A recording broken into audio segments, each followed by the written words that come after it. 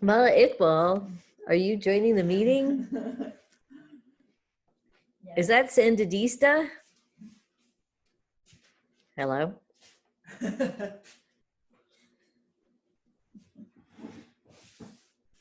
Uh-oh, you're silent. You're silent but deadly. SBD. Hi, darling. Well, it looks like the Texans pulled it off. We'll see how it goes. But they're not here yet, so there's that.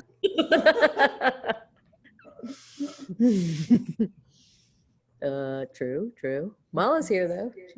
Uh-oh, there's an echo now. We're doing psychedelic echo.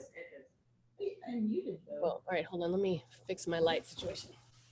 It will still, it should still echo no matter what.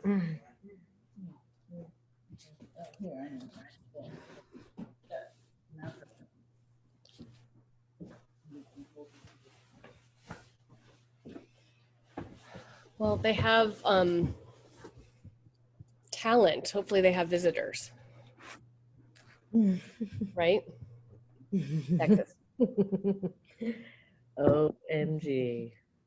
My God, are you guys sitting across from each other at a table? Yes. Is it like the same backdrop, but like ever so slightly different? Well, also I know your house, so there's that. You look so cute. How'd you get that fancy lighting? I bought it at the Home Depot, no, Lowe's. Is that like the COVID? The Home Depot or the Lowe's? You can't see it. It's one of those, it's a contractor light, but so much, but anyway. Woo. Home stretch. Okay, here we go. Actually, I realized I gotta grab my cord. I'll be right back.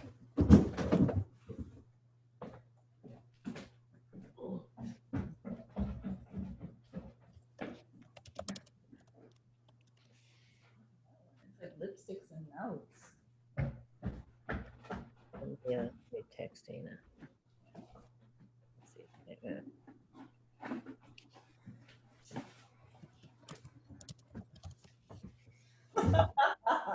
Oh my God.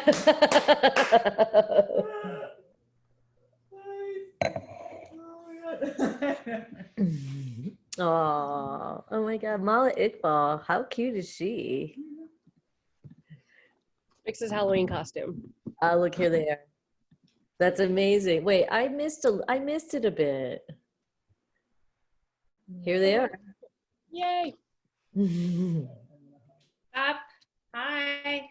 Amazing. I'm so excited that you reached them. That's so cool. I did. Did you? The woman is having technical difficulties. Hey, Kelly. Hey, everybody. Hi. Hi. Hi. Mala's this is my my lady friend, Mala Iqbal. Mala, I've seen you many years ago. I don't know if you remember. I do. How's it going? She's right next to me, but whatever. Did y'all get the email with the video that she wants to play? Hold on, let me pull it up. I just was we just had a lecture at RISD, so Okay. and then I was like, oh my God, where's the login? And just, whatever, like pouncing around like crazy. Yeah, it's chaos here too. Yeah. Hold on. Yes, Kelly. One question I have is I don't think I logged in as a host. Should I log out and try to log back in? I'll just make you guys host. That's just as easy. Okay. I'm gonna make you co-host, and just in case I'll make Dana of course I'll make you co-host. Yeah, I'm on a hotspot, so hopefully everything will go fine. And co-host. I mean, I'll be here the whole time. I was like, oh, I'll make somebody else host, but I'm gonna be here the whole time, so it doesn't really matter. If for some reason, whatever, I'll make somebody. Yeah. Okay, now where would that be? I'm looking. The video. Okay. So I just sent it like 2 minutes ago. She emailed. Her name is Christina. Wait, where is it? Christina Quintero. And I forwarded it to you. And I can do it. I can forward it again if you can't find it. No, I just found it. I got it. Okay. Okay. So it says. Oh, it's YouTube. Here we go. Opening. I think I can screen share this. Okay. That's great. That sounds super. It's just like When 3 we will minutes. win big. Okay. Oh, here, she wants to come in. I'm going to admit her. Great. Yeah. Tell her I've got it, and I can either screen share it or she can. Hold on. Here she comes. You got her. You guys. Hi, Christina. Oh. Hi, Christina. Hi. Hi. Hi. Hi. Thank you for being here. Of course, of course. We're so glad you came. Yeah. So, I just was loading the video, which I can share or I can make you. If you could share it, that would be wonderful. Like I just got off of the GOTV work, so my brain's a little fried. No, it's okay. I got it. I'm on this. And I'm monitoring. I'm using 4 different devices right now, and I'm like, oh, I'm still I trying mean, to figure. so you're doing way more than I'm doing. And I saw pictures of children, and you're still. So, how many kids do you have? I have 2 little ones, Oh. 5 and 7, and they constantly challenge my sanity. Oh, So- that's what they do. Christina, my kids are 5 and 7 as well. And, That's so cool. it is intense. Like, I'm glad they have each other, but like every 5 minutes they're threatening to really hurt each other. I mean, out of love, I guess.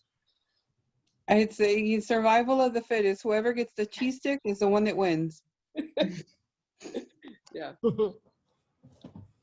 Mine's 8 and acts like he's 5, so I got both covered. well, I hope the turnout is good. Kelly and I definitely sent out a lot of emails and stuff.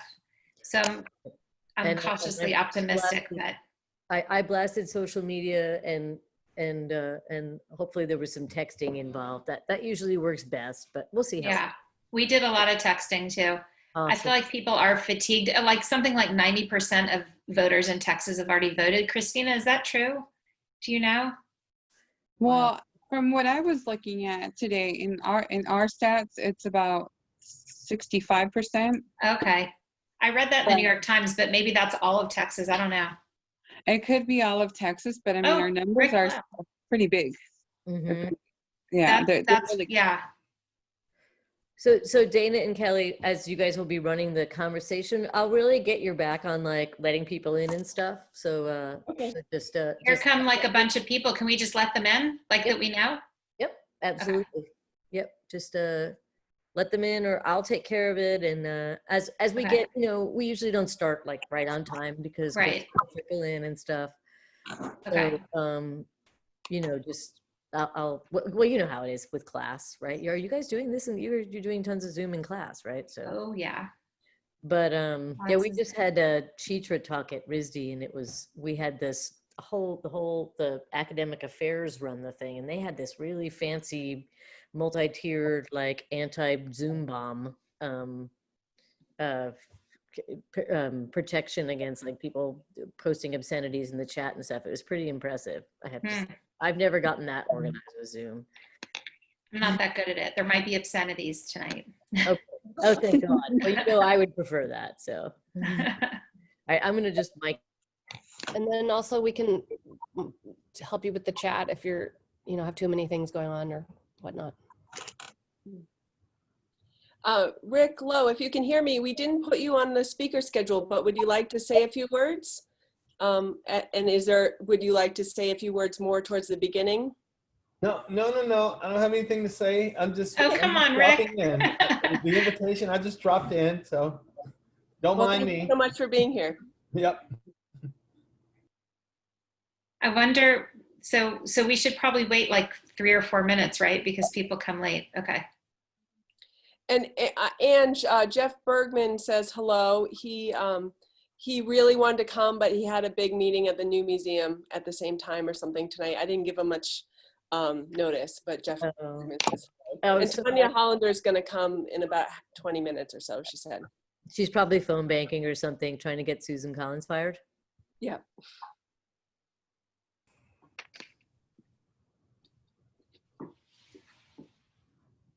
Well, Christina, I'm really looking forward to hearing what you have to say. I know it's not It's exciting. I just got the stats that they gave me are just fresh out of all the polls that we just I just had our one of our organizer pull them for me, and they're really surprising. I love the numbers. They're better than 2016 for sure. Oh, I can't wait to hear.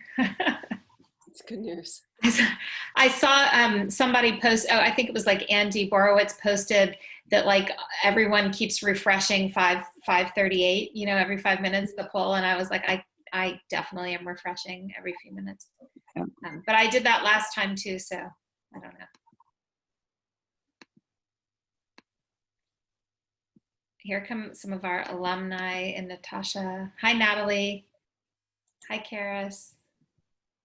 Kwong is here. Hi, Natasha. Where's Natasha? Hi. There you are. Hi, Nice Natasha. to see you here. You guys. Hey, Anna. Aw. Hi.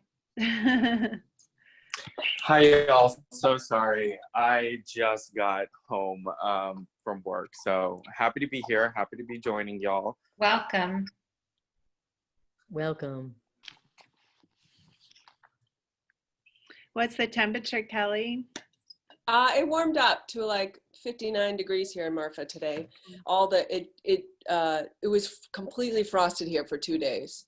It was amazing. It definitely inspired me to go and take lots of nature pictures, which is rare. And today I made this. I found an old piano that some artists had ditched behind a building, and this is the old piano keyboard. It's a direct photogram, 4 feet.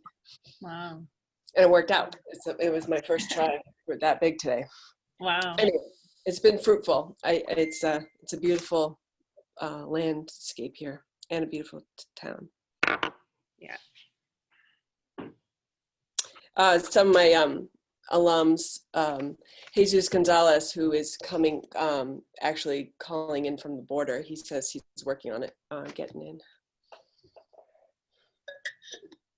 I don't know. I worry because our students, oh, here's one of my students, Ronnie, but they've been on Zoom all day. I did crit stay from 8:30 to 4 p.m. And so I feel like, I don't know how much more energy they'll have. Hopefully they'll be here. Yeah. I see Ronnie's face coming up.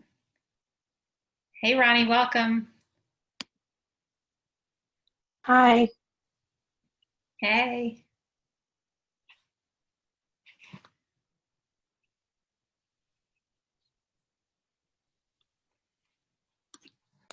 So how much longer do you think we should wait?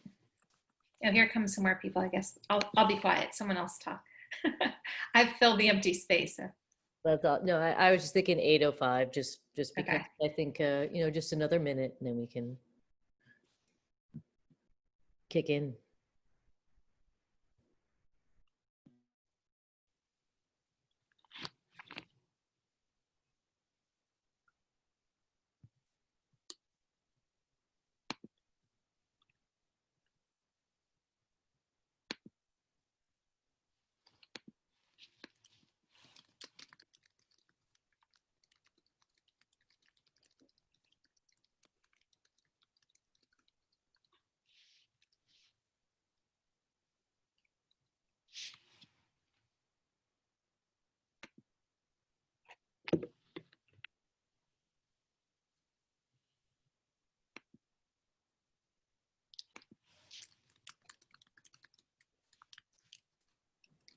All right, well, we can jump in. Do you want to go ahead, Dana? No, you go for it, Kelly. Welcome, everyone. I'm so happy to see so many artists and so many friendly faces and so many new faces. We're going to first say hello to some of the organizers at Artists for Democracy, and then Christina Quintero from Texas Organize is going to give us the latest updates of voter statistics. Thank you all for being here, and hopefully there'll be others joining us, and it will be very informal tonight, so please feel free to jump in or raise your hand if you have any comments or questions. Happy you're all here. Sandits, you want to go back and forth on the introduction? So, so advice, which is artists and designers vote for civic, to inspire civic engagement, is something that started in the early part of the summer, and a back and forth between Lisa Sandits and I. I'm a professor at Rhode Island School of Design, and Lisa is teaching at Bard. And maybe Lisa, you can kind of pick up the narrative bit from there, because you're the provocateur.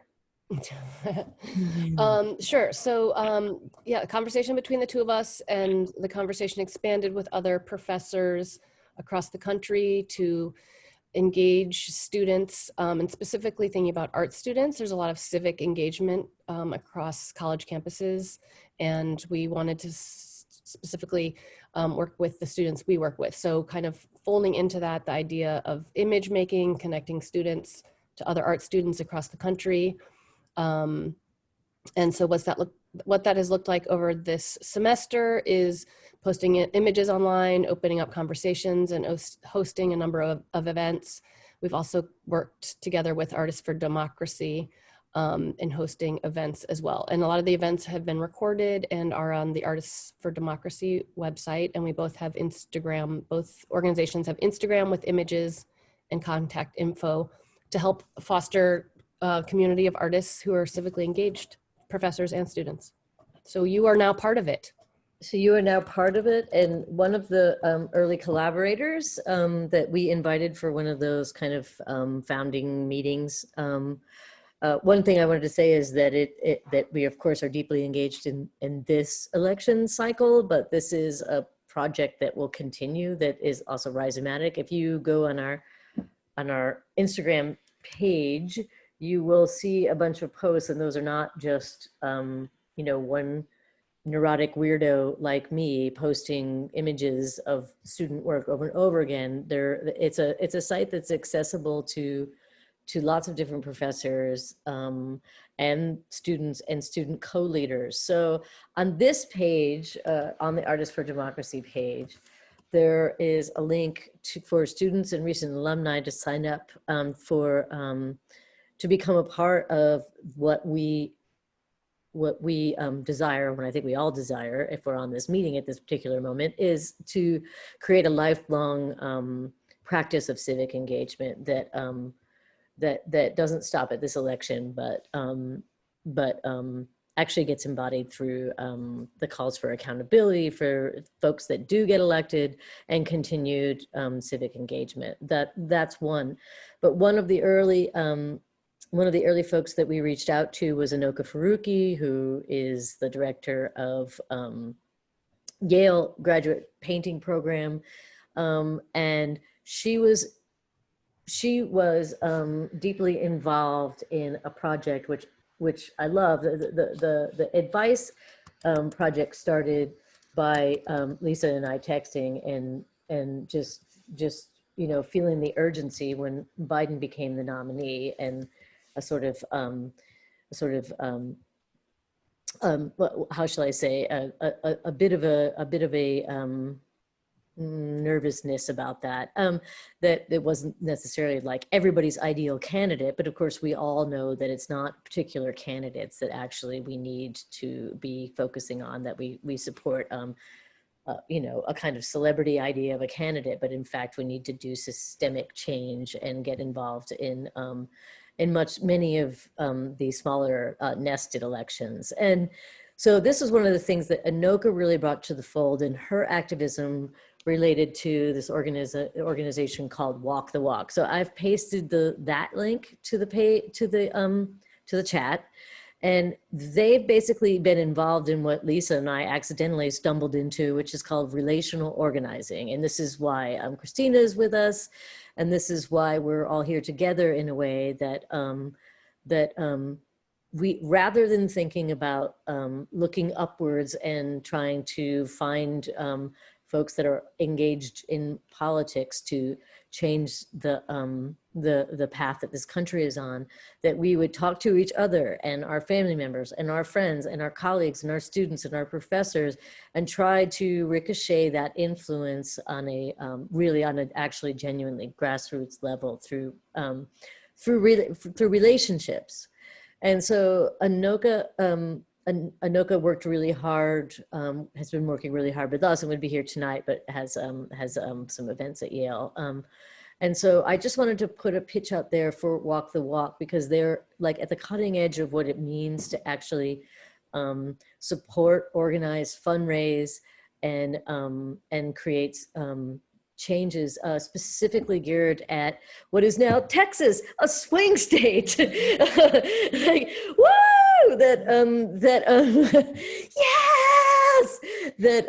Yes, we claim to be nonpartisan, and even though this is recorded, we're all art professors, so that there's a particular partisan lean going on here, but our goal really is to support nonpartisan participation in elections across the board. But anyway, so this Walk the Walk really works to help support local community organizations that engage in relational organizing in their communities to help specifically communities that have been disenfranchised by the apparati that we're all being galvanized by right now. So folks of color, LGBTQI folks, that have been systematically disenfranchised from the electoral college process for a really long time. And they've been specifically targeting organizations and funding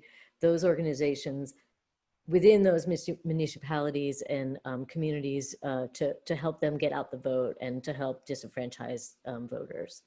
And so we've been working with them very closely and poaching their organization methods, and are just like doing everything we can to help support them, and that's a reciprocal relationship. So I just wanted to put a pitch out to that and say that that's a part of what Advice is and what Artists for Democracy is, and that this is a kind of Artists for Democracy and Advice are nonpartisan, and we're a collaborative team, but we work closely with the Walk the Walk people. Thank you.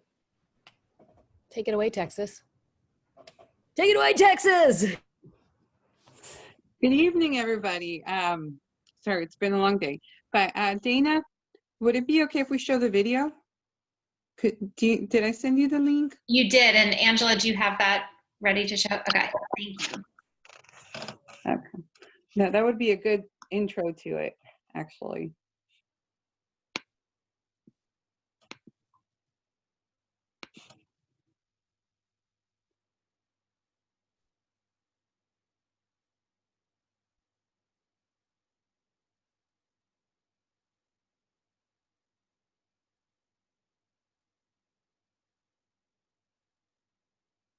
The day is coming when we will win big. Our nation will change forever, and Texas will tip the balance. Yes, Texas has changed America. They're going to look at the headline, Texas has turned blue. But the real win won't be a political office. The real win will be the power that we built to take that office, and the power that we build every day after the election to make that office answer to us. The power that we build, we Black and Latina women, we immigrants and descendants of sharecroppers and slaves, we Tejanas, we Texas. For over a decade, we have been building that power, cycle after cycle, block by block, call by call, district by district. Our power takes root. Dallas County, down in the valley, Bexar County, stretching across the Colorado River, Harris County, from El Paso to Marshall, Travis County. Our counties are bigger than entire battleground states. When we win in Texas, we win more electoral votes than 48 other states, and every county commissioner that we seat, every judgeship that we take, every DA that we elect touches millions of lives. The stakes are incredibly high. The twin impacts of uprisings and COVID call us to do extraordinary work in these times. We are mobilizing 1.4 million unlikely Texas voters of color. We are adding 300,000 new top supporters to our base. We are fielding and supporting candidates for massive down ballot wins. What day is it? Election day! What day is it? Election day! We're building our Texas for All platform to take out Governor Abbott in 2022. And we Black and Latino women are bending history by making Texas a battleground state for the first time in generations. The day is coming when we will win big. Join us.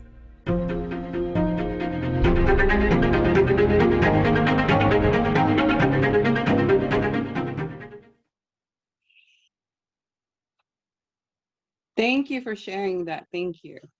Oh, that gives me chills. So definitely, Texas Organizing Project is a Black and Brown It's okay. You're getting excited. That's fine. So like I said, it's a Black and Brown community organization, and we do serve other communities. We are part of a coalition here in Houston.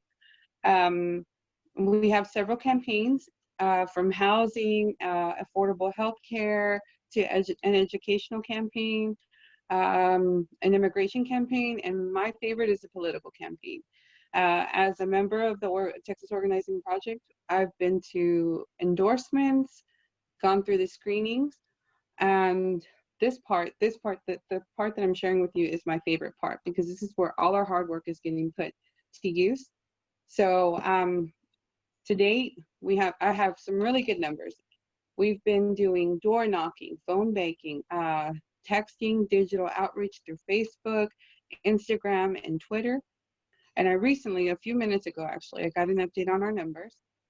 And let's see, okay, here we go. So far to date, there is over 961,000 Black voters that have voted in Texas, and 1.5 million Latino voters. And that is significantly 3/4 larger than the amount from 2016, which is, it's remarkable. Let's see, like Brianna, the one that was narrating the video, our projected contact was 1.4 million people, and it's been hard, but we did get a turnout of 285,000 people so far that have voted. There are about 115,000 that are unlikely, but we have touched 57,000 voters and having conversations with them over the phone. 6 million text messages, which is fun, because I'm part of that campaign, and I'm like, it's really rewarding, you know. And we recently, with the COVID, we've been very careful as far as, you know, expanding our digital platform and being able to do Zoom and being very creative on how to reach our voters. But recently we went ahead and decided to do door knocking with, you know, measures and being careful. So far we have actually knocked 83,765 voters' doors. And that's an 18% contact rate.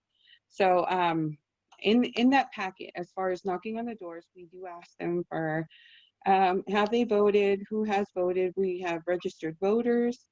We've Right now, we're currently doing a drive to the poll service, and it's just volunteers, regular members that are willing to just get up, take time, and drive a fellow neighbor to the polls.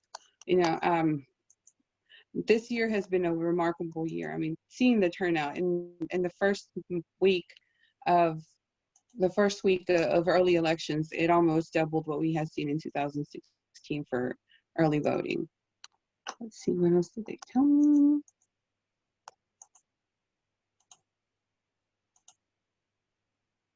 Okay, here we go. So currently, part of the way that we are actually reaching our voters, aside from just a digital platform, we've considered doing rallies, and these rallies are from, whether they're at the polls, at churches, and we just pop up. And we do car caravans. In the universities, we just have a lit drop, automatic, it's just a surprise lit drop. Everybody shares, whoever's there, we're going to do it. Tomorrow, actually, we're going to have a really nice rally in downtown with the artist Common, which he'll be there, it's really awesome. So I think our main idea is really being flexible and actually projecting the unexpected voters. So it's been really something different for us, because a lot of the members, we have members that are 45 and over, but as we've seen in Texas, we have, let's see how many voters. Okay, wow. We have 1,145,000 voters that are under the age of 30 to date so far, it's wonderful. It's wonderful. And we are definitely hitting the universities, hitting, high schools, students that are registered. We made sure that students that were able to register, they were registered to vote. So the work it's very time consuming, but it's rewarding. It's rewarding to see people out there voting. As a volunteer, I do a lot of volunteering work for other candidates because I love that. And ultimately, as my daughter grows, I want her to see that and be able to be part of that activism and be able to give back to her community. So a few days ago, I met a lady that was 57 years old. It was her first time voting because she had just got her citizenship. And she went in to vote, and mind you, she was scared because she didn't know what she was doing. And I was speaking to her and just explaining to her how it goes. And when she came out, she was just crying because she was so excited that she had voted for the first time, even though she has lived in the United States for over 40 years. And seeing more and more people that are Latino that want to vote, seeing more and more people that are first-time voters and they're older, it just really lets you know that this is a time that we need to have change, and this is a time that we need to reach those unlikely voters. And we're currently doing that quite a bit. From now to Tuesday, our event schedule is packed, from rallies to caravans to showing up the polls to donating food and water to those that are in line and keeping them, fed if they're going to wait in line. Our what we have here, this is the first time that we have a 24-hour polling place in Houston. And that's one of the best things that we could have, because we have people that are getting off work, they're going to go. We have a drive-through polling for people that are ready and not just prepared to meet face-to-face. So part of that is the work that we're doing with the county and them being flexible, and just us making sure that everybody's safe. And we're going to go ahead and just keep on promoting and doing lit drop and flooding the news feeds on Facebook and Twitter just to get out the vote. But it's really wonderful. Like I constantly tell my children and my husband, to know that Texas is a swing state is one of the most rewarding things that we could ever imagine. I'm actually living it in this time from being a red state. I love it.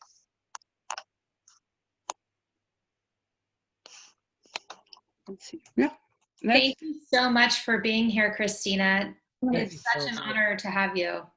It's an honor. Thank you for your work. Oh my God. Does anyone have questions? I had a question actually. The Times a couple of days ago said that there was a kind of increase in support for there was a larger support of Trump than expected for Latino voters. What do you feel on the ground for that regarding Biden? That is a great question. Firsthand, I've handled phone banking and texting and receiving that response. And I would agree, there is a surge of unlikely Latino voters for Trump. There is, it's surprising. It's a little unsettling. But, you know, like you constantly have this idea of like, we're just focused on what the turnout's going to be. And I really think that as long as we keep our Latino people engaged on what our primary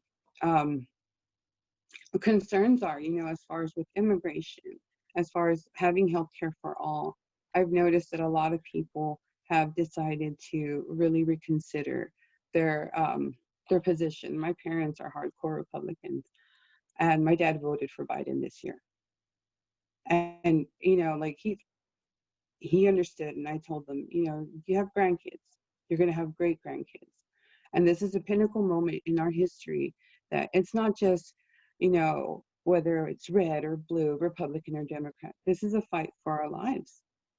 You have a brown grandson that could be in danger, and we need to start educating our society on how it is to be doing for the greater good and helping others. So when I see these numbers of Trump supporters just rising, it's unsettling. But it doesn't surprise me because it's still Texas. You know, it's bound to happen, and a lot of Latino families are traditionally Republican. It's my dad's first time voting for a Democrat too. That's cool. That's awesome. Yeah, it was a big deal. I don't know if there's any answer to this, but you know, having now hung flyers and texted and done call banks, done so much. Do you have a sense of which, do you think it's just all the strategies all at once piled on? Or do you feel like door knocking was more effective because you could have one-on-one? Door knocking is effective. And we've actually gotten quite a bit more responses from door knocking and phone banking. But what I found most effective when we're trying to reach projected voters is the digital outreach through Facebook and Twitter. We are doing, whether it's Zoom meetings or hosting online events, we're having more people show up to that than we could ever have in person. So it's definitely a digital era, and it's just more accessible. With COVID, a lot of people are really afraid of being person to person.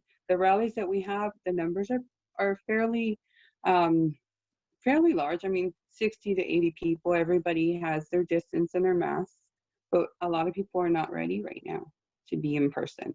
So we just have to be more creative. But definitely, door knocking has always been our go-to. But currently, the digital outreach is the best. That's worked for us. And Christina, may I ask, on election day, if we hear of polling places in Houston that have long lines, is it okay for the general public to show up and hand out water bottles or snacks? And like, even if we're not yet connected with your organization, like, do we have to say that we're from an organization, or can we just offer? No. So our intern for the, I forgot his name. His name is Chris Hollins.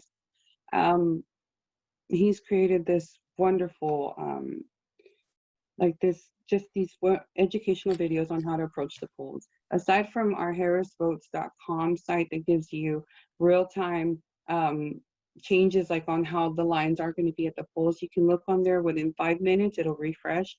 So it tells you if there's another place that's closest to you, you can go there and it's a shorter line. But this is a community effort. A lot of, the majority of the environment right now, it does feel a little bit, a little stiff, you feel that tension. between people. But we still haven't lost that southern, that southern welcome where we're always going to look out for our people. And we haven't had any problem with whether the police will show up or anything like that. But that's primarily what we've done when we can. If I wanted to walk up right now and decide to give somebody a slice of pizza, as long as I'm, wearing a mask and gloves and, respecting, we haven't had any issues to this date. Great, thank you.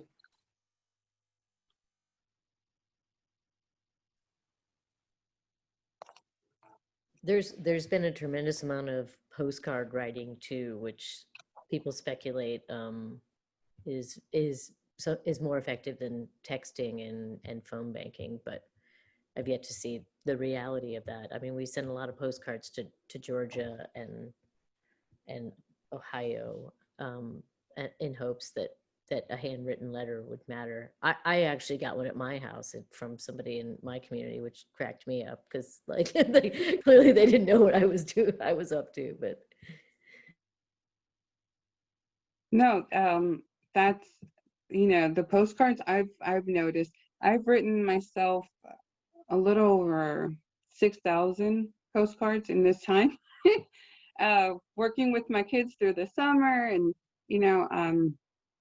and I think what matters to us is like really putting, if one of the candidates has a hashtag, say putting that little hashtag in there so people can look it up on their phones and just, hey, I voted. So what we do at the end on some of our candidates, take a picture when you vote and share it on Twitter, share it on Facebook, share it on Instagram, show me that you voted and that you are participating. And we've had, on the top site, we've had about 164 people that have shared their pictures. So it's just a way of just keeping them engaged. And I think, ultimately for me, I prefer, I mean, my hands are really tired afterwards, but there's nothing like a handwritten postcard because it really means something. It adds weight to what you're doing. If someone wanted to help out in these last final days, what would you suggest would be the most helpful thing to do? Like if we've already voted? Well, if they've already voted, in Texas, like what I do, I look at, I go to the Harris County Democratic Party website, and they have plenty of volunteer opportunities from whether volunteering at the polls, phone banking, or even digital texting. Like in a little bit, I'll be doing outreach for a couple of candidates as well. So like I said, I mean, there's always work, and it's just a matter of being creative on what we're doing and staying busy so that we can really turn Texas blue. That's my objective.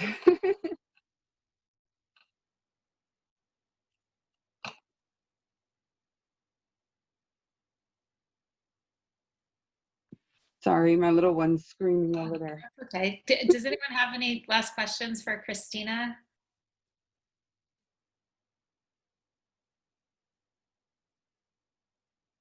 Thank you, Christina. That was so great. I mean, I've lived in Texas for a long time, but that's the first time I've gotten to hear more about your organization, and it gave me the chills. So thank you. Of course. I'll put the link for the organization. So if y'all have time, you can go ahead and look it up.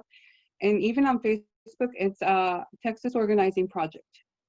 And I'll add that link as well so y'all can check it out later. Thank you so much. Of course. Yay, Christina. Thank you for your hard work and all your writing. I love it. I wouldn't have it any other way. I love it. Well, you're a role model for us.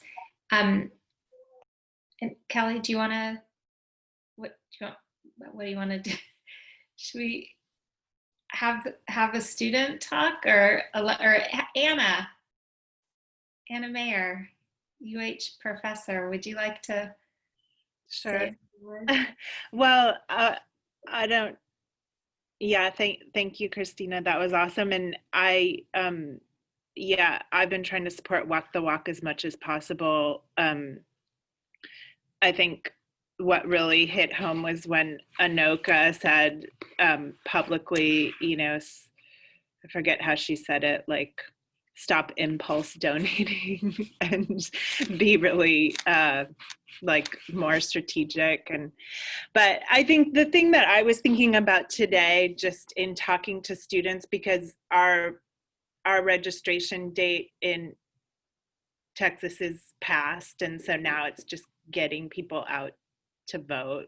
But I was having a conversation today with a student who was talking about, who was asking me like kind of about like how to, I mean, the large topic was how to be in the art world ethically. And the immediate question was kind of about like this moment we're in, this movement we're in of like asking art institutions to be more accountable, and there being that happening in all different ways. But and I just, like, it occurred to me that what I ended up saying to her is like, well, I think part of getting accountability from institutions and making that kind of change is, you know, developing relationships with your peers, starting your own spaces, like just building the art community in the city where you live or wherever you live, because that way you have all the relationships you need to hold in like these larger entities more accountable. And I just was thinking that that's like what's happening right now with this election. And the walk has really driven home to me that it's all about relationships, and it's all about like one-on-one interactions. So I guess I'm just highlighting that. Thank you.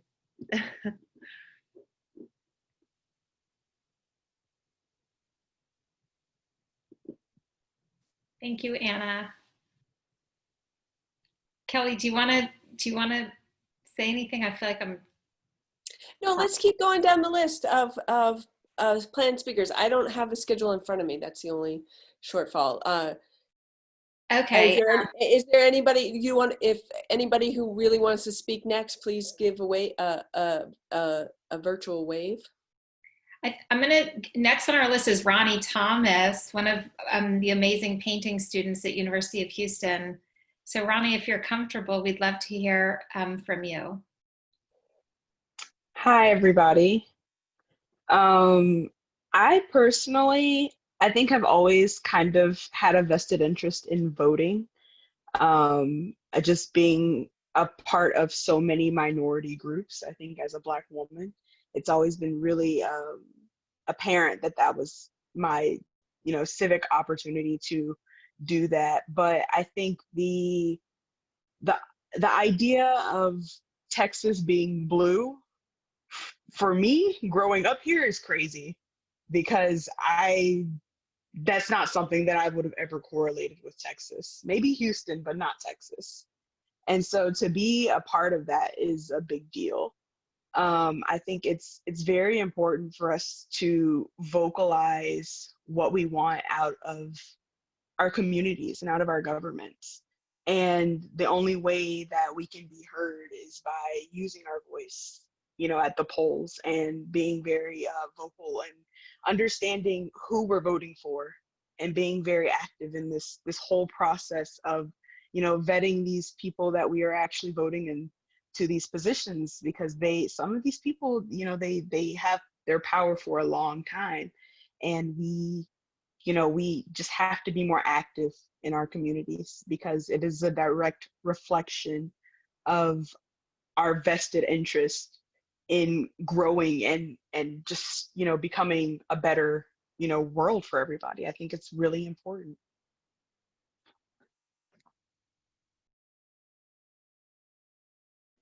Thank you. So well said. Bravissima.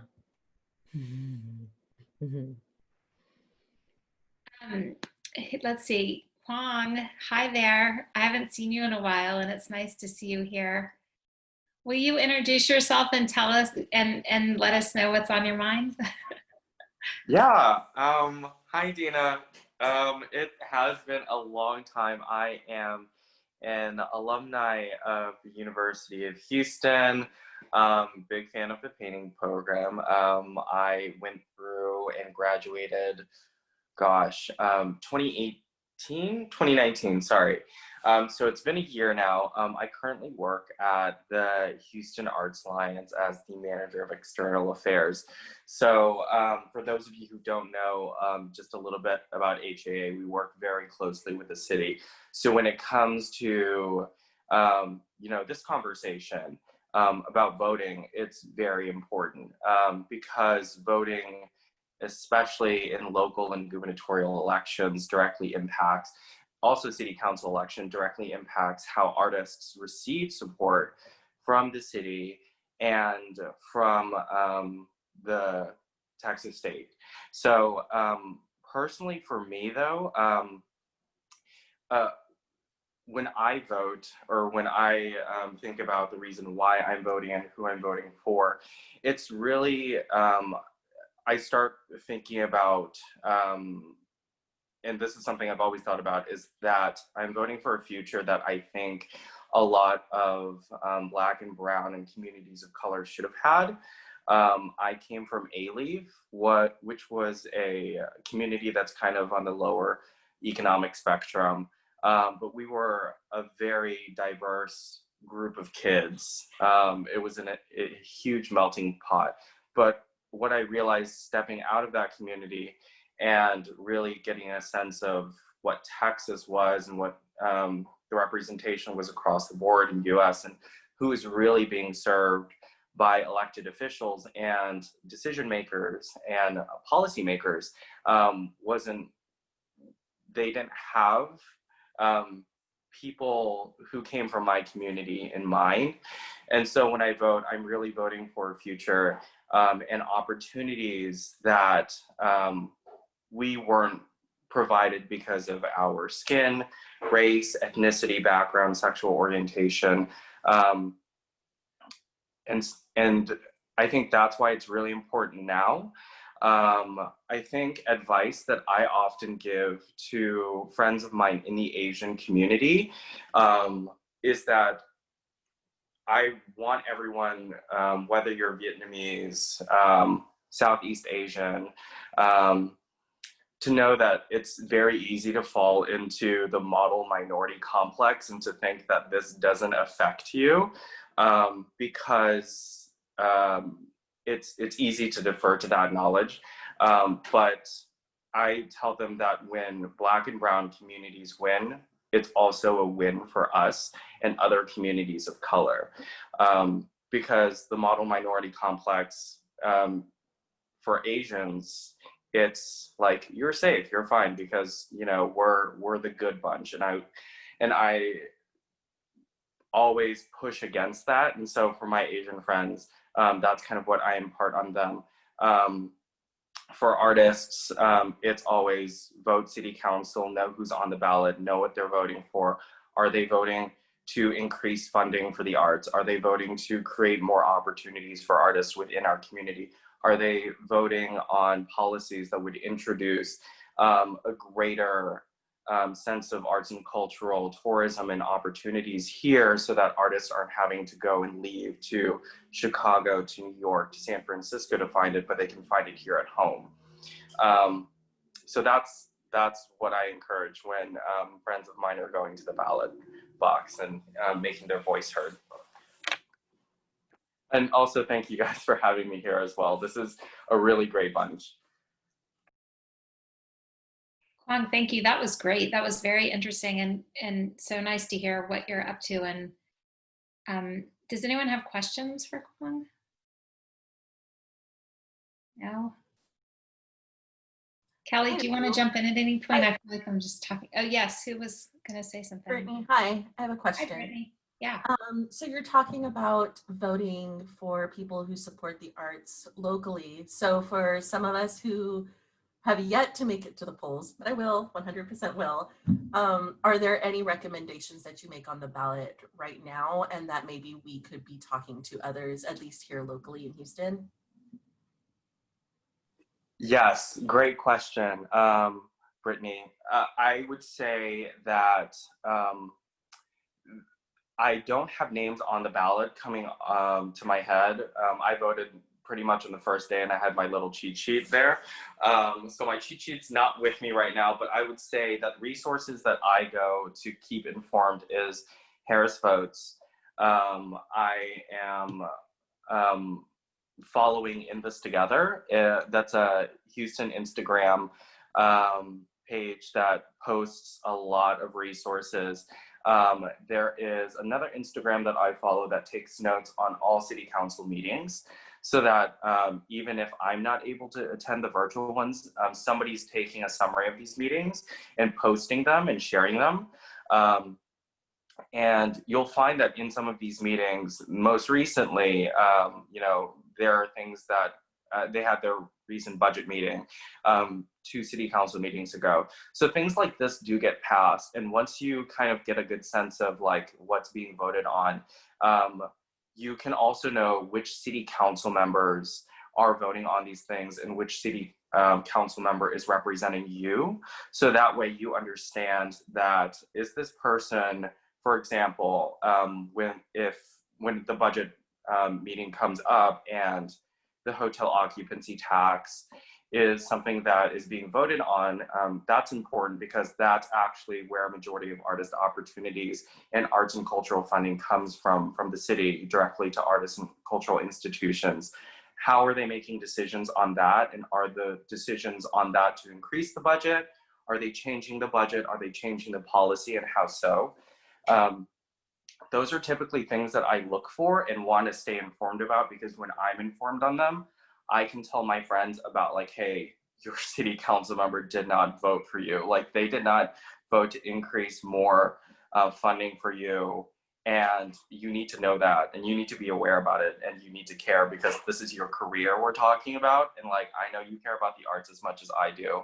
So I do my best to try to pass on that information to them. Awesome, that's all great information. Thanks. Thanks for your question, Brittany. Thank you, Kwang, for being so knowledgeable. And it is super important to know what district you live in. So that is very easy to look up as well. Does anyone else have any questions for Kwang while he's here?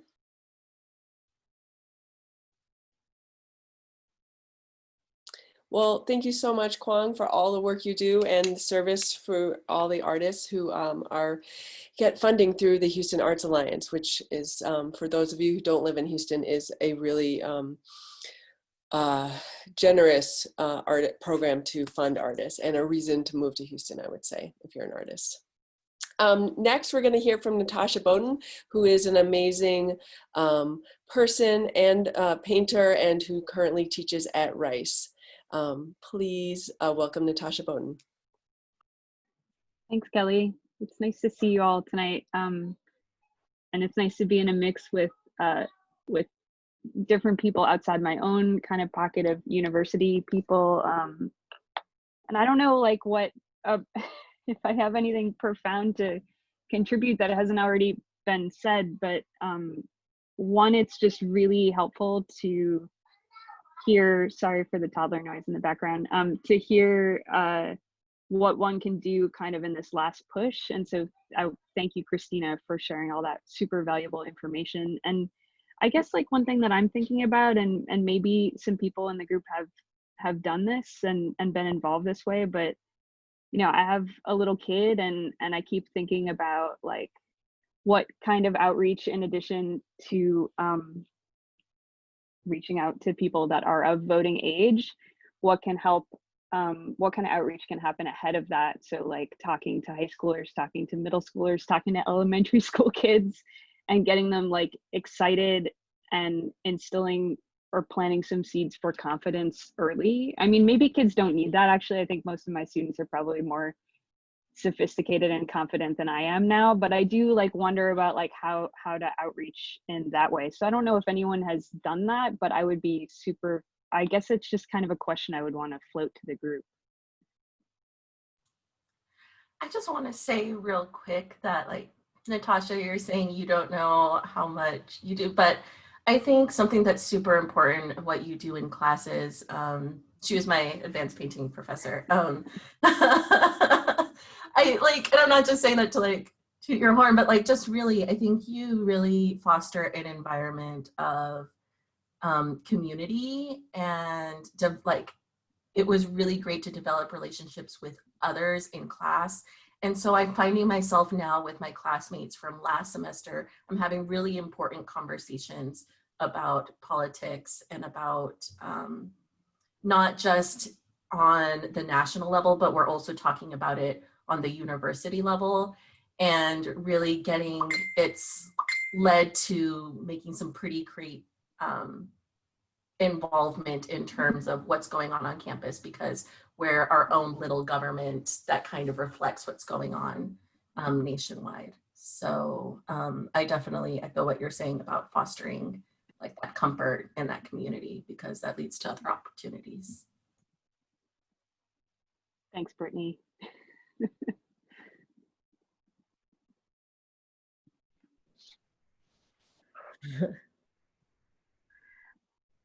I guess related to that too, I mean, I think, and this is kind of what this is all about, is starting to create conversations also, I mean, around or across universities. I think that like a lot of us working inside that structure know that it can get pretty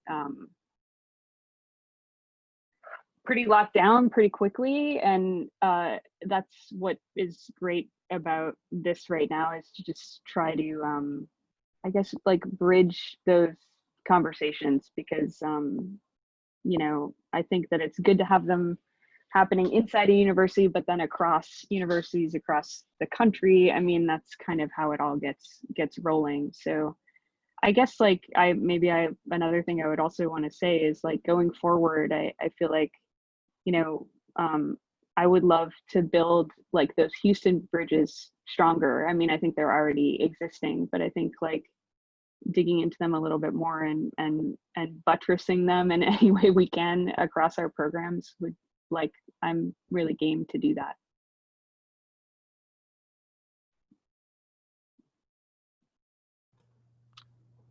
Awesome. Thank you so much, Natasha. And we all know, you know, many of us Houstonians know each other, and we should definitely figure out how to get in touch more via Zoom, and then hopefully sometime in the next year in person again. May I introduce really quickly Karis? Karis Amen is a painting alum and a fabulous person and painter as well. And please welcome Karis.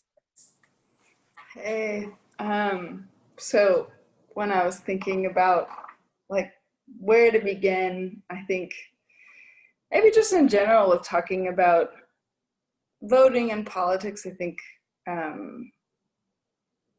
don't know, just like where I come from. And I was raised in like a pretty fundamentalist Christian evangelical environment. And within that, women were to be demure and sort of, I guess, in a lot of ways, I see it as like, where they even be? I guess mostly I'm just thinking about our voice as women wasn't really asked for one, and two, when it was usually like to be a follower, like to repeat what usually a man had already said. And within that, of course, there's like a lot of religious ties to reproductive rights and all these other things. And so I guess I keep thinking about this idea of like, speak when you're not expected to. And I think it took me a while to learn that, because I did very well in just being sweet and quiet. And I come from a big family and 3 older brothers, so I don't know. There was a lot of personalities, and So I felt like, in a lot of ways, being in that environment, I was pretty, like, the thoughts and opinions I had were private. Like, they were rarely shared. And thinking about voting, like, this is that point where, you know, you get to actually use your voice. And of course, I've learned a lot since then, thankfully, and I'm not in that environment, but because of family connections and stuff, there's still a lot of, I don't know, right now, of course, just like a lot of tension and trying to find ways to like talk about the conversation of Republicans and Trump and what he's doing and what just a lot of Republican stuff is doing. But I think a lot about like the importance of story. And I've noticed that in talking with family that are pretty conservative, when I've tried to open up the conversation of just telling stories and being like, hey, why don't we take time to just hear a story that's not ours? I think that environment that I was in is also privileged and very small. So everything stays very insular. And so popping back in there this whole summer because of COVID, I didn't have anywhere to live. So I was crashing with family. So there was a lot of time for trying to talk about that stuff. But I also have some sister-in-laws that are still in high school. And so it feels like very near and dear to me to try to make them feel like they have space to speak and to maybe disagree. They're also adopted and they're girls of color. So just like multiple layers on that and being in white environments. So I don't know. I don't know. There's so many other things I could say. I thought about reading a poem I wrote when Trump was elected. I don't know if that's a thing to do, but yeah. Okay. All right. So here it goes. We are all very concerned. Each of us has a different way of framing the question, but we're all basically saying, what? We're all wondering what to do about it. How do we sit in the awareness of this and manage to respond in a useful way? We are here. We see. We are all doing things that seem to accomplish something, but are we really responding to it? It's hard to know what is what. If any of us become too certain, we get a little embarrassed. All we know is that we don't know so many things. We would love to know, but how do you know? We fear the story of the hero. History has many lenses. We find joy in discoveries of the unknown and unexpected. We find ways to remain hopeful. We learn about systems. Some systems are nasty. Some systems are broken. We dabble in problem solving. We remain hopeful because the alternative is a plateau of disappointment. There are things to relish in, or so we've chosen to believe. We are keeping our eyes open. We try to swim upstream. The current could be anything, good, bad, neutral, but we have the sneaking suspicion that it is not helping us. It's hard to know what is helpful, maybe. We continue to sift through words and pictures. We continue to read stories. We keep our eyes open. We get excited when we agree, but we can't be too sure. We remain hopeful. Yeah. I guess I don't really know where to go from there. But well, let's just hope that you have a different poem to write on November 4th. I hope so. Thank you for sharing. Karis, for the sake of time, if you don't mind, thank you. And I would love to say hello to Alexis Pai. I don't know her personally, but I know that she is a very esteemed alum of the UH painting program. And I'm so happy that you were able to join us. Welcome out, Alexis.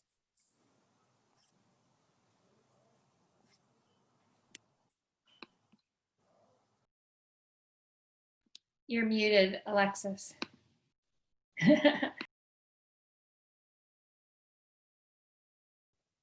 Awesome. Can you hear me now? Awesome. Hello, my name is Alexis, but it's really nice to see that, you know, this is a community that has like all come together to talk about the very importance about just being aware about our environment and just being aware of like everybody's situation at hand. I apologize for being late, deeply apologize. I was clicking so many links and found my way here. So, but yeah,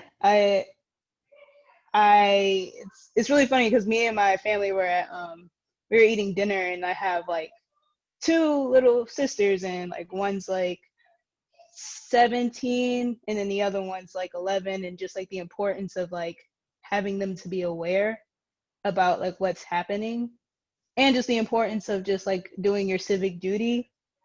And even just as women, I mean, I'm pretty proud that like I come from a family of very just like strong women that like sometimes I wish I could be more of, and I'm slowly finding my way to that level of like confidence and like being assertive like in my voice.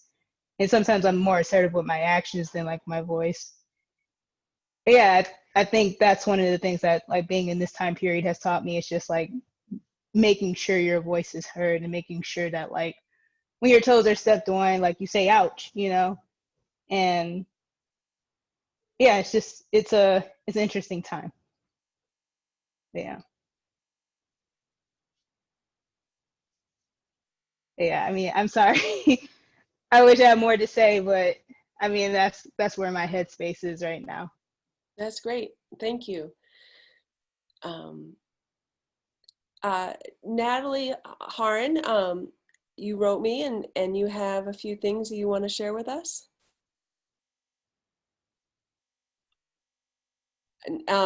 For all of those who don't know Natalie, she is a professor of theory and art history at University of Houston.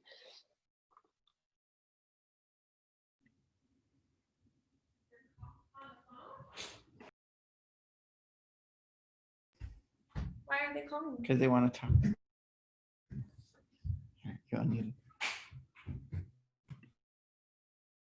Oh, hi.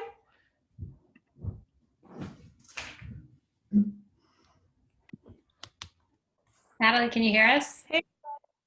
Yes. Sorry, we were reading Harry Potter and doing bedtime. Very engrossing, yes. Michael, what was it that you wanted to share with us? Yeah, I wasn't invited. I was, but Natalie was, and then I started overhearing. Everybody was invited, really. Yeah, exactly.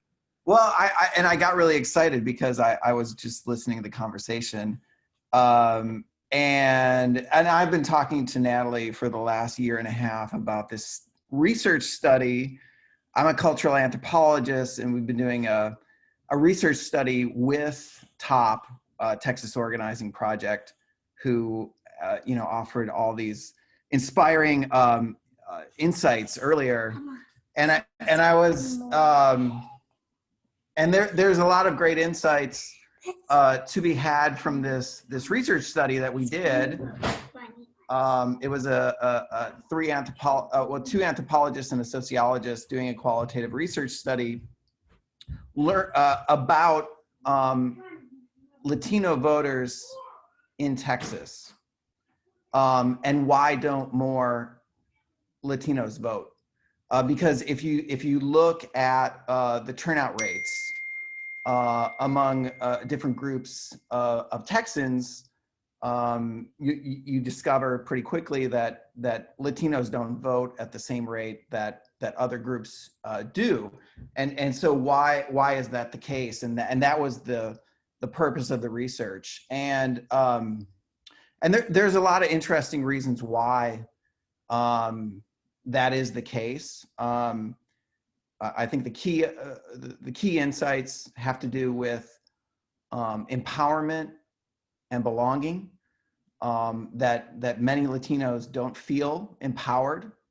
They don't have that sense of agency that many other people do, and they don't feel like they belong in that that they belong to our community. They belong to this nation. That their vote actually counts. But one of the other key insights that we discovered that I thought was very relevant in this particular conversation is that Latinos feel that, for the most part, that they're not being listened to. And that's the case with both political parties. So we might think that that Latinos should be voting Democrat, or there's many theories out there that they should be voting Republican. And for the most part, they're not particularly very partisan. It's not polarized, like what we read about in the national media, that everybody's very polarized. You're either left or right. But what was particularly interesting about that was that because they don't feel like, very people are listening to them, as a result, like the outreach is just not happening. And so I think Anna had mentioned earlier about this sort of this concept of relational campaigning and outreach, which is something that TOP does and is trying to do more of. And what I think is very powerful about that is that because nobody is really listening, we need more people who can listen, who want to go out there and be empathetic, who want to listen. And in doing so, it's actually, there can be a very big impact in doing so. That, and it's not about telling people who to vote for or what issues matter or any of that. We want to help people to articulate what are their political beliefs? What do they think about politics? What do they believe in? And I think when you do more of that, people come to the realization that, oh yeah, the parties in power, I mean, for the most part, these Republicans in Texas they're not working in your interests. But if you haven't really thought it through, if you haven't really tried to articulate what you believe in and how it may or may not connect with those in power, you're not going to see that disconnect or that potential connection to candidates. And so what I think is really powerful about this group assembled here is that as artists, you know how to listen, you know how to be empathetic, you know how to connect with human beings in a way that most people who are going door to door you can't do. So you have like a special capacity that I think is really powerful. And so as I was listening to a lot of people talk and hearing about your interests, it really struck me that this is really a powerful potential tool that you have to just go out and listen to regular people and potential voters especially, and say, like, your voice matters, and also we want to hear your voice. The more people talk about who they want to potentially vote for, the more they're inclined to vote. So, for example, in our study, of all the people we spoke with whose parents voted, their children voted. It doesn't go the other way around, okay? So if your parents vote, like the kids are most likely going to vote.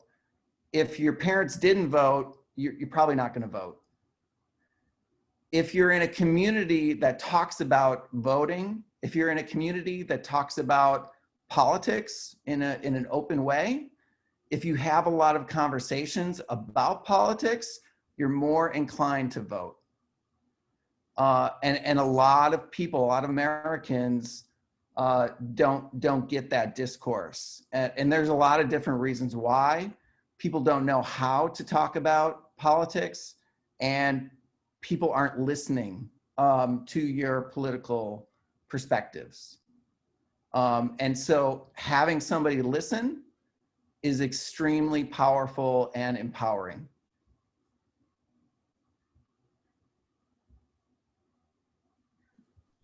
Amazing. Thank you, Michael. Thank you. And especially thank you for reminding us artists that we are, for whatever reason, I agree with you in terms of being a group of people that are particularly empathetic and interested in connection with other humans. Although I would never claim that I'm better at going door to door than Christine.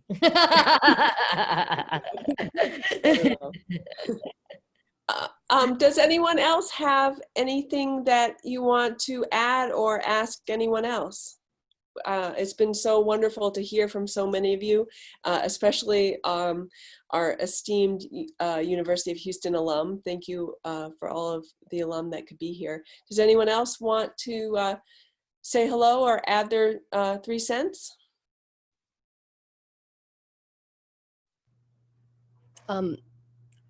I just would like to add briefly that something I keep thinking about this week in this final stretch that I think relates to this conversation too is the idea of kind of persuasion versus presence. And I think a lot of people are divided are decided in who they're going to vote for.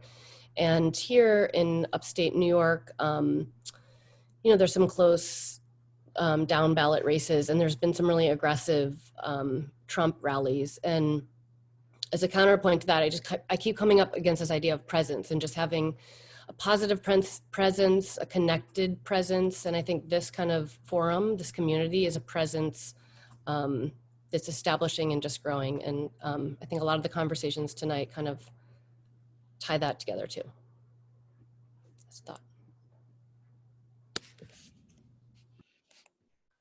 I'd be interested, Michael, in knowing, you maybe went back to Harry Potter, I'm not sure, would be interested in knowing like where I could get a hold of that research, like if you're going to publish it or like where, or if it's already published, where I could read that, because that's really interesting to me, especially coming from a predominantly Latino community.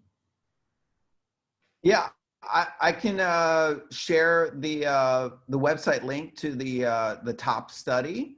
It's a lengthy qualitative study. There's a better kind of more succinct article written by one of the lead researchers, my colleague Cecilia Bailly, who just published an article in Texas Monthly that just came out about a week ago, and it's the title is "Don't Call This Audience the Sleeping Giant," and it details some of the people that we spoke with, okay. And gets into some of the findings of the research study. Let me try to find it, and I'll post it in the chat. Okay, awesome. You're way too slow. I got it. I mean, you're not too slow. I was just trying to figure out how to spell her name. That's great. When people have been bringing up stuff, I've been trying to pull it up for the chat. Yeah. The study, you can find it on the top site, but it's like 100-page plus article, research study. But I think this article does a great job, and Cecilia is an amazing writer. I'm a social policy major also, so I'm all about those 100-page research papers. Nice.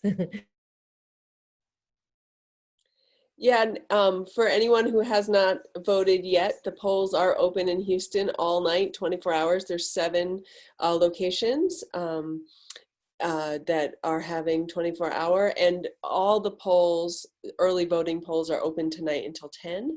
And if it matters to you which university has the most voters, the mayor is having a contest of who gets the most votes: Rice University, University of Houston, or Texas Southern University. And we're all like almost within walking distance of each other.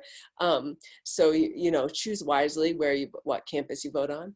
I also would suggest voting at any number of elementary schools. HISD has officially declared a holiday on election day, so that the students that are going to school don't have to come, and the teachers don't have to mix with the public because of COVID. So the schools, I think, will be a good choice for not a lot of lines, and polls open at 7 a.m. on election day.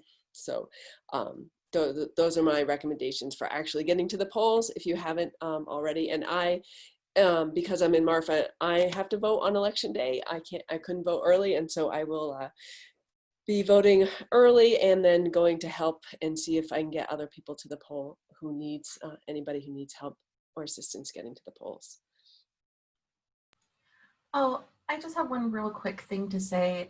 At Rice, a lot of student groups have been canceling their Wednesday meetings, just knowing that people might need that day to kind of take care of themselves and their mental health. And I know that our humanities department is also having our provost of equity do a talk, I think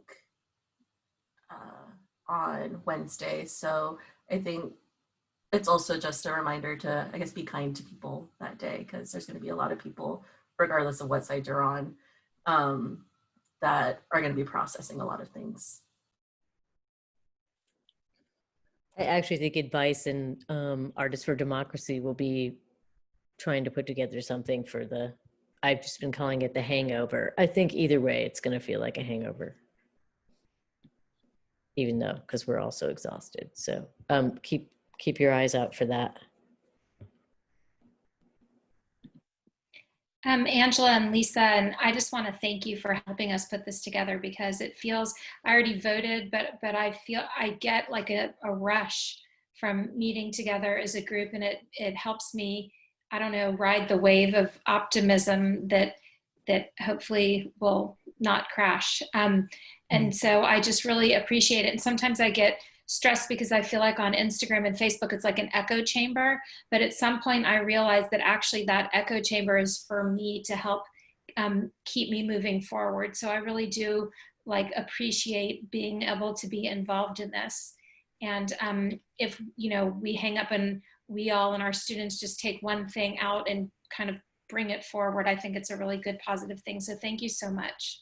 Well, I think, you know, these meetings are often a group of under 50 people, and it's amazing how much momentum that even these intimate groups are. And it was wonderful for me to hear, you know, Natasha, who, girl, we shared a gallery for like almost a decade, like, and we still have, it's like so amazing. It's like so great to see you. And you know, and it was just, anyway, so there are these ways in which we share these spaces, but yet, you know, if it's even that connection between Rice and University of Houston, and that rhizome's out, then we've done something really huge. And that we had Christina here, I just think and this hearing from the alum and the students has just been so moving. And I like, speaking of presence, it's really, really moving that